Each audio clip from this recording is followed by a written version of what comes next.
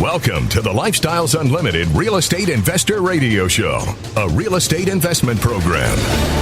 Listen and learn how to use real estate to build wealth and passive income streams for you and your family. We bring you experts every day to discuss and answer your questions on everything from single-family homes all the way up to 600-plus unit apartment complexes. And now, the Lifestyles Unlimited Real Estate Investor Radio Show.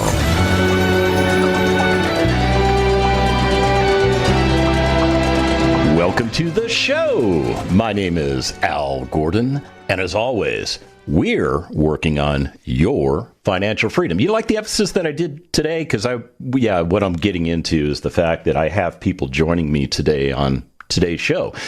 It's Carl and Ruth Ann. Now, these two folks are married, and they just happen to be real estate investors. They also happen to be members of Lifestyles Unlimited. And what they have done in their life is significant. You heard me correctly. It's significant. And the reason that I brought them onto the show is because I want them to explain to you what they have done with their lives since becoming members of Lifestyles Unlimited way back in 2017.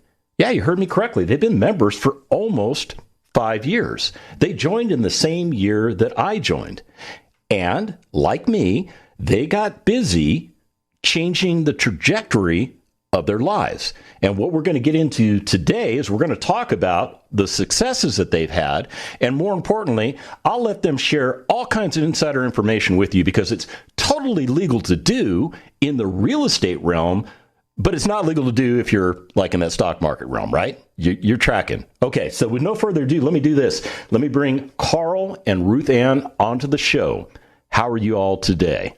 We're great. It's great to be here. Hey, Al Gordon. Glad to join you. Oh, it's going to be a blast. I hope you guys are ready to have a ton of fun because I already know that I'm having fun. I think you're having fun, and I think the audience is going to have a blast too. What do you say? I think so. I'm hoping somebody out there can relate to our story. And we are super fun people. Can't wait to talk about it. So you guys have some interesting careers that you're in the process of destroying, are you not? We're working our way out of them as quickly as we can, yes. I have been an educator for 30 years. I spent 25 years in a high school classroom, and the last 5 I've been in campus leadership. And I've been an accountant all my life, almost. I'm a CPA. I work for a nonprofit here in Austin, Texas. And I'd love to be able to do that for the next 20 years as a volunteer. Wow! So you actually kind of like that accounting stuff, right? Well, I do enjoy the job. It's a great organization.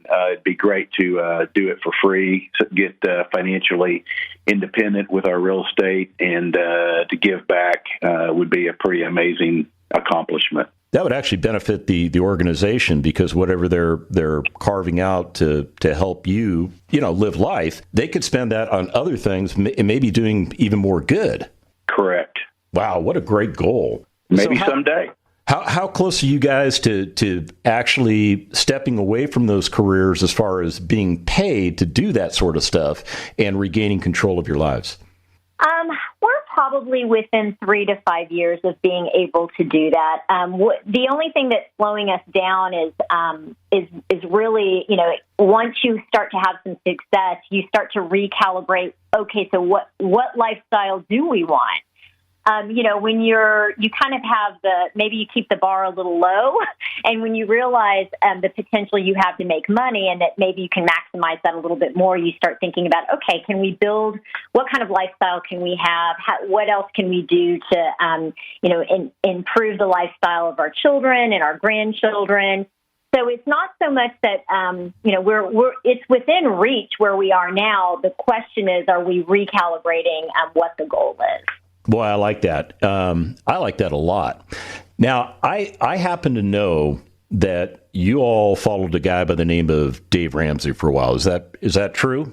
Well, not only did we follow the guidelines of Dave Ramsey, but we were facilitators of his program at our church. We hosted those meetings and are still a real big believer that Dave Ramsey can really help stabilize a family's financial well-being. But we would always, now, given the experience that we've had, we would say that's kind of step one. And then step two would be pursue lifestyles and real estate investment. Yeah, I agree with you 100%, Ruth Ann. I actually went through that Dave Ramsey course a long time ago when I was a member of a church in California, and I thought it was very beneficial. I really thought it helped me to organize and see money in a different way, but it's still kind of a consumer's mentality, isn't it?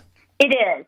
I think for Carl and I both, what was really helpful is that we had come out of we'd both been divorced, and there was some financial wreckage that had happened.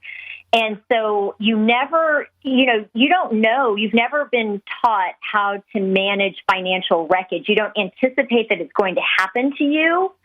And so how you recover from that is like this unknown. And particularly if you're an educated person and you're surrounded by financially stable people, nobody else in your life has that kind of viewpoint.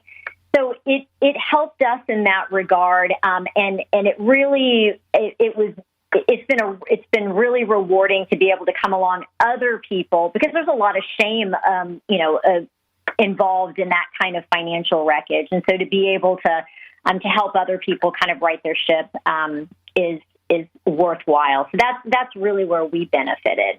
But now you guys really benefit from a millionaire's mindset, do you not? I mean, you look at money differently. You look at how you utilize your money, and you make sure that your money is actually doing the best it can do for you at all times, right? Absolutely. I think in my mind, it's really simplistic. One of the things I learned from Dave Ramsey that set us up well for lifestyles was understanding that the difference between allowing yourself to be overwhelmed by consumer debt and then using debt to your advantage to grow real estate wealth. Wow, there's that insider information we were just talking about. When we come back from the break, I'm going to just turn Ruth Ann loose. You're going to learn so much. Stick around.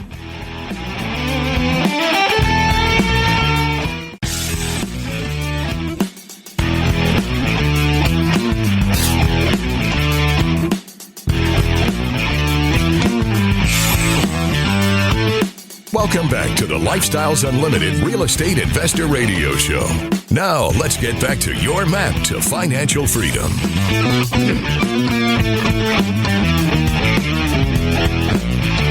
Welcome back to the show.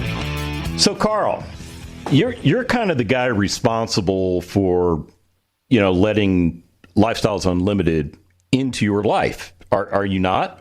Were you the guy that said, hey, Ruth Ann, this is a good idea? Yeah, I was the guy that listened to Dale on the radio for 2 years while I drove home from my second job late at night. And, I could relate to what he was saying and how the finances work and how real estate worked. And I thought at first, what is this lifestyle deal on a radio show? I just didn't dig it and didn't understand. Sounds like a swingers club, huh? Yeah, well, after 2 years, I thought there's something legit about this. It's been going on too long. I've been listening. I love what I'm hearing, and that's kind of it finally triggered. I got to figure out what this group is all about, and then just started asking some questions. Found a couple people who were members, and they actually got invited to a case study, and that's kind of how it all got started. So, Ruth Ann, when Carl came home with this bright idea that he was going to radically change your life using real estate, what was your impression?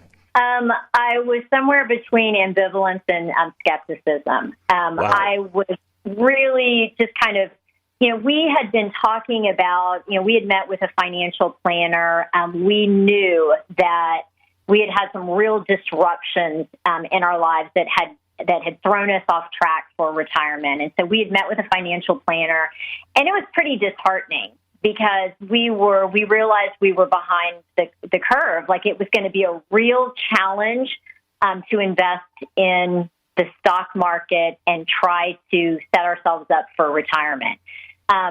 So we were, already a little nervous about it. And all of a sudden, we'd been meeting with this financial advisor, and all of a sudden I felt like it was a left turn. Carl was saying, I want to learn more about real estate investing. I think this is maybe the path that we should pursue. And so I felt a little bit like, well, we've already started in this direction. I don't want to take a left turn right now. And it felt like it required, instead of like turning your money over to somebody else where it was going to be automatic pilot, it felt like it was going to take too much brain power. And what in the world, who do we think we are trying to do something as complicated as real estate? It sounds like a recipe for disaster. So that's kind of where my headspace was.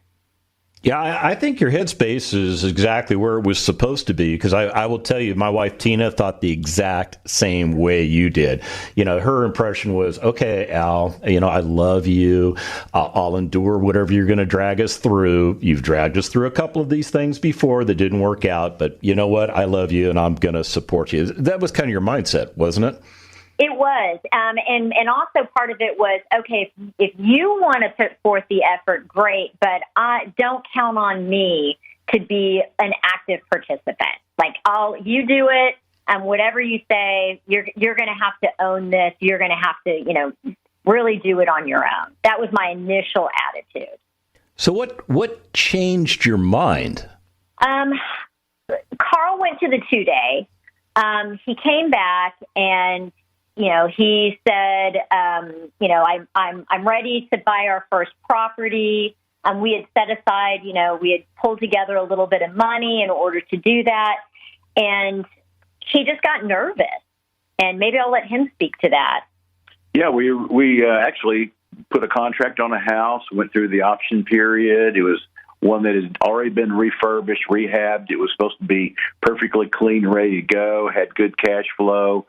There wasn't any equity capture involved, but it was just a, clean rent house. And the inspection came back, and it had a few things that, here I am, a rookie, just kind of made me a little nervous on a house that was supposed to be fully rehabbed. And, it's kind of I don't know, we just didn't seem right. Too much uncertainty, and just really didn't know that much about especially what the inspection report had to say. So we kind of just said, sorry, we're out. I think Carl really lacked confidence in the decision making because I wasn't part of that conversation. And so after that, he said, look, I really want to do this, but I don't want to do it without you. So he said, would you please go to the 2-day so you can hear the same message that I heard, so that you have the same information, so that somebody is looking at these decisions with the same kind of lenses that I am. And so I reluctantly agreed to attend the 2-day myself.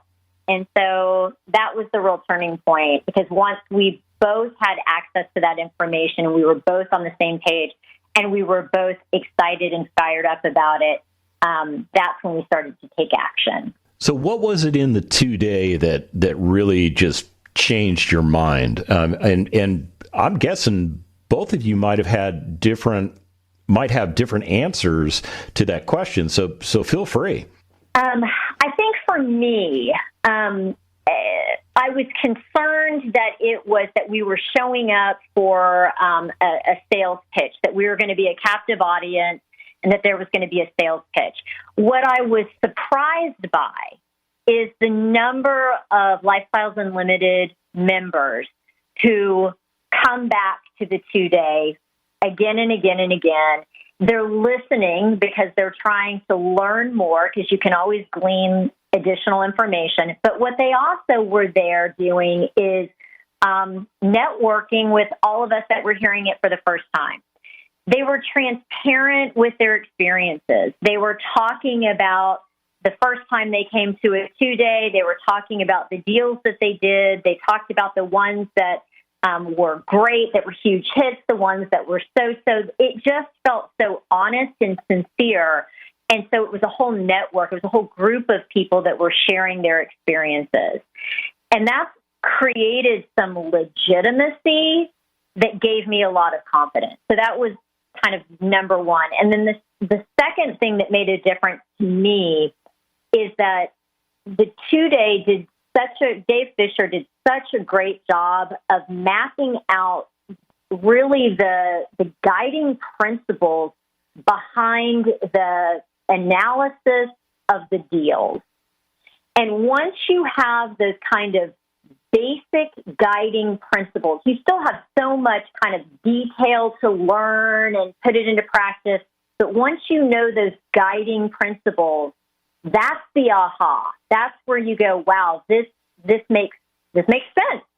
Carl, you got anything to add to that? Because I think Ruth Ann and Tina are interchangeable. I'll be 100% honest with you.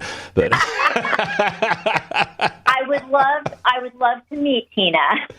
No, I think Ruth Ann did a great job summing it up. You know, for me, I kind of generally understood the financial advantage of real estate. I just didn't know how to do it, and that's what Lifestyles offered me, was a system, a platform, a framework of, you know, here's your investment realtor, here's some rehab people, here's, you know, people to help and mentor you along the process.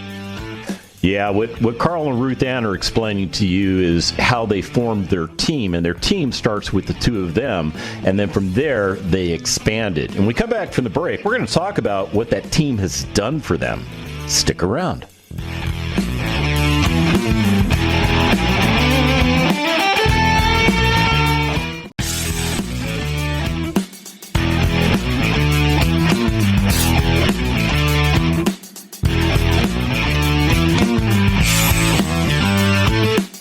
Warning, listening to the Lifestyles Unlimited Real Estate Investor Radio Show will change your life. We will teach you how to create wealth and passive income so you can be financially free.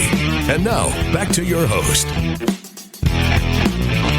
Welcome back to the show. Hey, if you're just joining me, you're not just joining me, you're joining Carl, Ruth Ann, and myself. And together, we are explaining to you this real estate world. And this real estate world is not that complex. Now, you may think it's highly complex. And trust me, you would not be alone. As a matter of fact, Ruth Ann mentioned earlier on the show that she had a perception that this real estate stuff is massively complex. But once you're taught how to do it correctly, once you're taught how to do it effectively, it not only makes it easy, but it takes a lot of the risk out of it, doesn't it? I mean, absolutely. I think one of the things I've even discovered is that I have found real estate, if you just apply those basic principles, to actually be pretty flexible and forgiving. So even if you don't execute everything perfectly, the system still works. Hey, you guys want to play a little game with me? Sure. All right. Let's do it.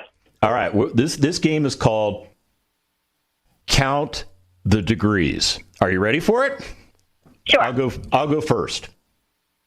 My number is 2, meaning I have 2 college degrees. Carl, it's your turn. Well, I have 1 college degree, and I have a certification of the state that says I'm a certified public accountant. So there's 2 for you. I'll take 2. Okay, so we're up to 4. Ruth Ann, what are you going to pile on? I have a bachelor's degree, and I have a master's of education. So we have 6 degrees so far. All right, here's the question. Amongst us highly educated individuals, which one of us went to a college or university and earned a degree where they taught us how to successfully invest in real estate, as well as focusing on building wealth for our families? I would say none of us. I would say 0. Yeah, I got nothing too.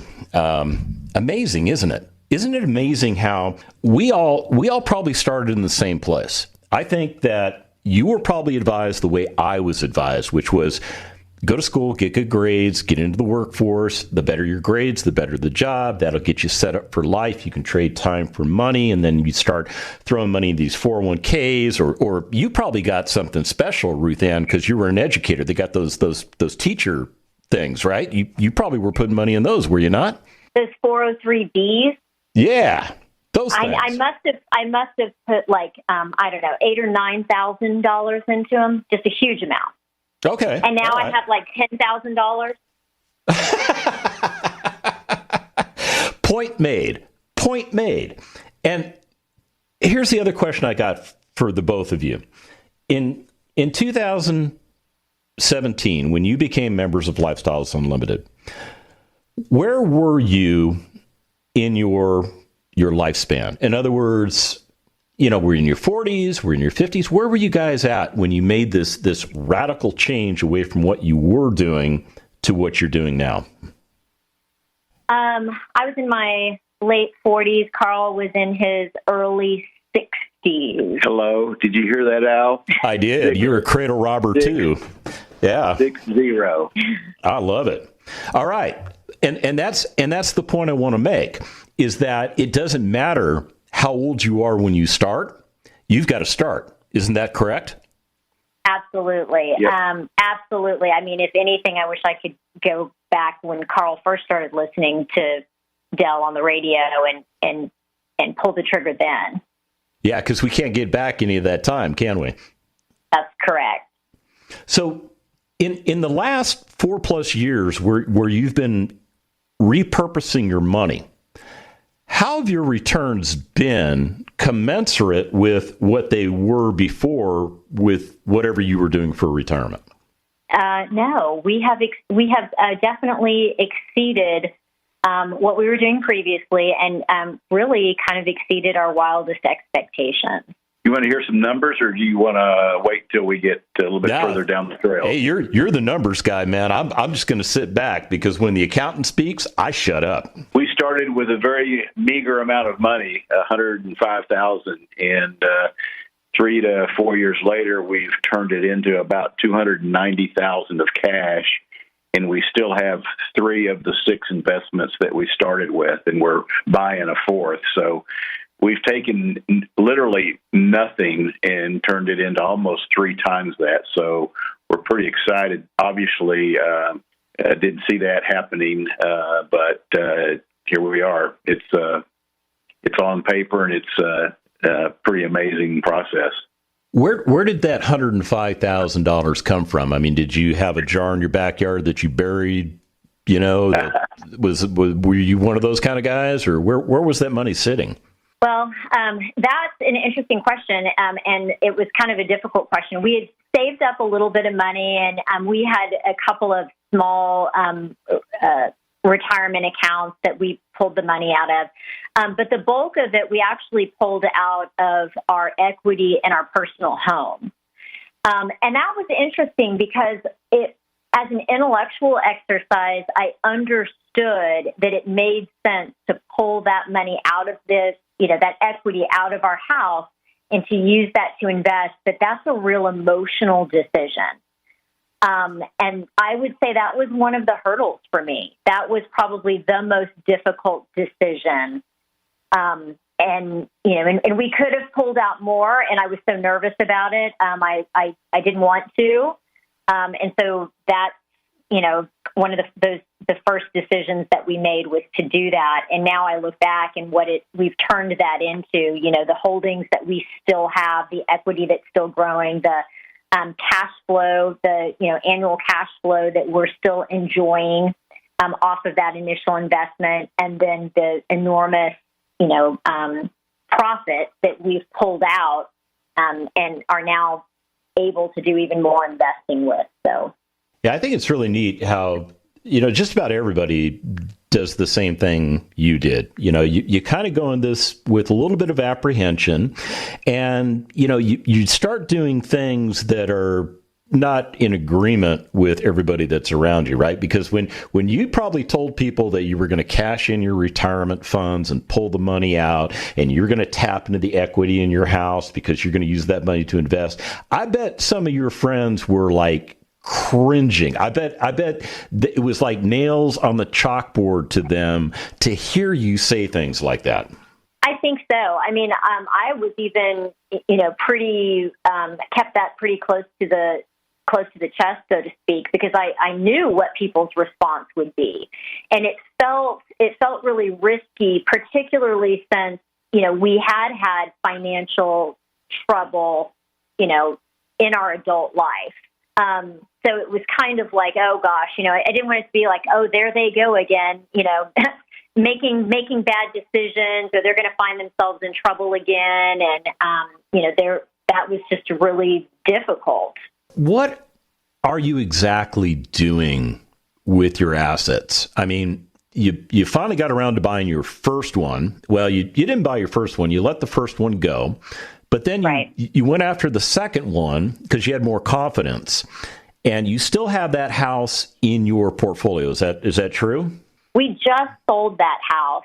It was a pretty fun purchase. It was the numbers worked, and there was a single mom school teacher.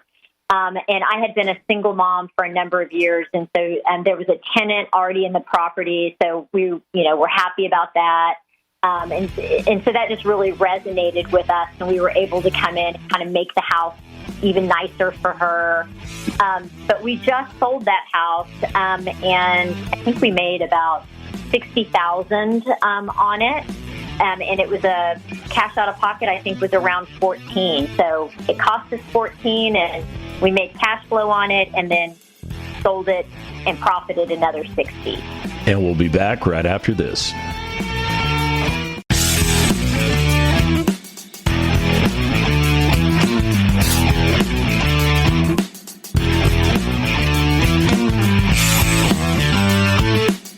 Welcome back to the Lifestyles Unlimited Real Estate Investor Radio Show.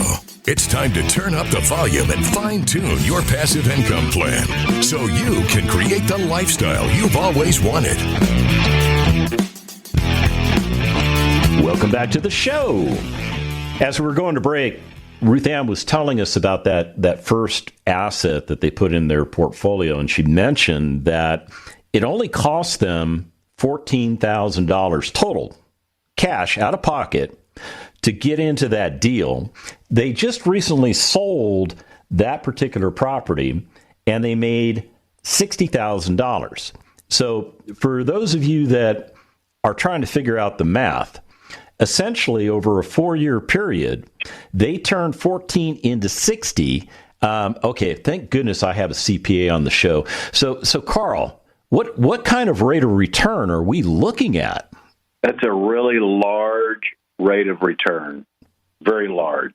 Yeah, that's what I'm thinking. I'm thinking so. So I think it's just amazing that over a 4-year period, you took a little bucket of money and you turned it into a big bucket of money, and you essentially made that money reproduce every year. I mean, isn't that kind of what happened there? Yeah, it had cash flow kind of, along the way, which wasn't really our big emphasis, but it certainly helped. But yeah, we turned essentially $100,000 into almost $290,000. So there's your 273% of all 6 properties. We still own 3 of them, but I mean, our little nugget of cash has turned into something really substantial. It's kind of mind-boggling. Yeah, it's amazing how everything scales up so fast. So you've sold 3 of the 6 properties so far, correct? Correct. What are you doing with that money? You guys going out and buying, boats, jet skis? You just partying? What are you doing with that money? We're buying more real estate. We actually we purchased another one in another house in San Antonio. We're looking for more properties. So the idea is that we're going to continue to do probably 2 to 3 single family properties a year. And then we're also taking some of those proceeds and we're investing in multifamilies. And so we're passive investors in some multifamily deals. So we're kind of have a little bit of a hybrid approach. So you're involved in the best of both worlds. That's correct. Now, are you looking at the single family assets as assets that will help you get into more multifamily, or are you looking at them as something that you'll always keep in your portfolio? Al, we're going to always keep them. And I've heard many much more experienced Lifestyles members have some of both. And what we love about the single family is it kind of the flexibility that gives us. I mean, we're having a lot of fun doing the work. I mean, buying something that really stinks, rehabbing it, and putting a new tenant in it and just watching it grow. It's a fun process. We work together really well on it, and it's really a blast.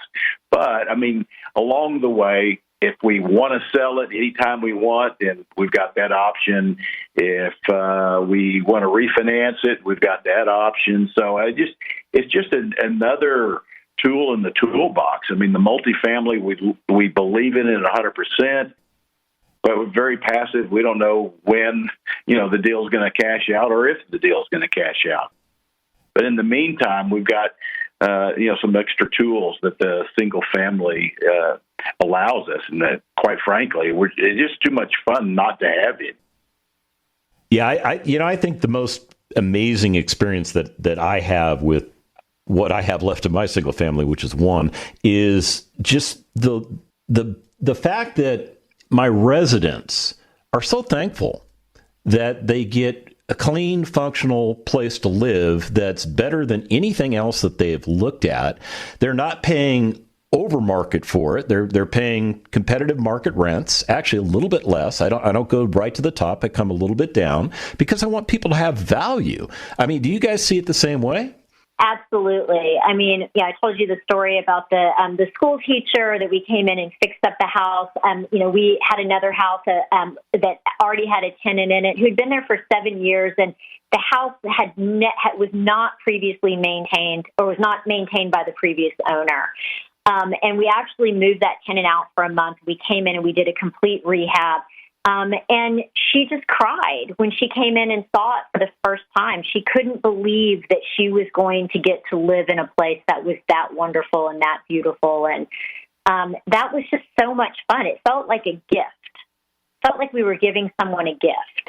And I think the resident sort of has buy-in to the property. I mean, once they recognize that they're actually going to be able to live there, they're willing to take care of the property and keep you informed as to anything that goes wrong because they want it to stay in that pristine condition, right? That's absolutely true. And it creates a great relationship, a business relationship, if you will, between yourselves and your resident, which is codified by a lease. And, you do your part, they do their part, and it's a win-win scenario. And the other thing is when you do it the right way, when you really and truly, make sure that the house is safe, is clean, is in working condition. We get asked all the time about, is it a hassle? Do you get, calls for things to be repaired? Number one, we don't do any of the work ourselves, ever. There's no need for us to do it. But number two, there's rarely anything that needs to be done because we maintain all of our homes in such pristine condition. And like you said, our tenants are so appreciative of that they really treat the homes as if they're their own. What do you specifically target when you're looking for a single family asset? What are those things that, maybe your top 1, 2, or 3 things that must exist in order for you to move forward on the deal?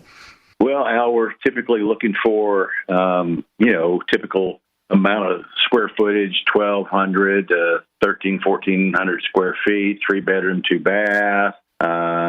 At least 1-car garage. You go out. Are you comfortable with the neighborhood? We're looking for a working class neighborhood where everybody's got a pickup parked out front. They've got a car. They go to 2 jobs, and that they like the neighborhood. The house that, or the people that Ruthann was mentioning, when we bought it, the house was a wreck. They wanted this. They'd been in the house for a long time. They wanted to stay another 2 years while their son graduated from high school. We fixed it up, and they were just crazy in love with it. And it's that kind of situation and that kind of house in that working class neighborhood. It turns out to be really golden. I mean, financially, it's a good deal for us. We get to provide just a fantastic home for somebody to live in, and it's just, what Carl is not mentioning, Al, is that we also look for really rundown places. Of course. The junkier, the better. And that's really funny because, and we talked to a couple of lifestyle members, and, we kind of explained our situation. We said, we're older and we want to be a little bit more aggressive, right? We want to make sure that we're really building our wealth as quickly as possible. And so there were several that, really encouraged us in finding places where we could get a nice equity capture to really fix something up so that it had increased the value of the property. And that was scary at first, because it's, how do we manage that? And how do you rehab these things? And how do you figure all of that out? And there's people that have a very different strategy, right? There's people that they want everything ready to go, and they just want it to be, a positive cash flow. And so they want the house in pristine condition. But we've done a little bit different approach. So we have found some interesting things, and we have done some really big renovations. And, Al, the other thing that is so helpful is just the lifestyle system. I mean, we have realtors who know what we are looking for. They know a good deal when they see it. They bring it to our attention.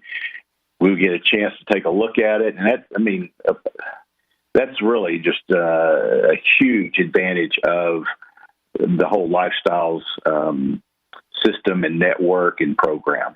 How far away is your closest house from where you live? We live in Austin. We have had 2 homes in Houston and 4 homes in San Antonio. That must drive you nuts to drive into those towns every week to check on those houses.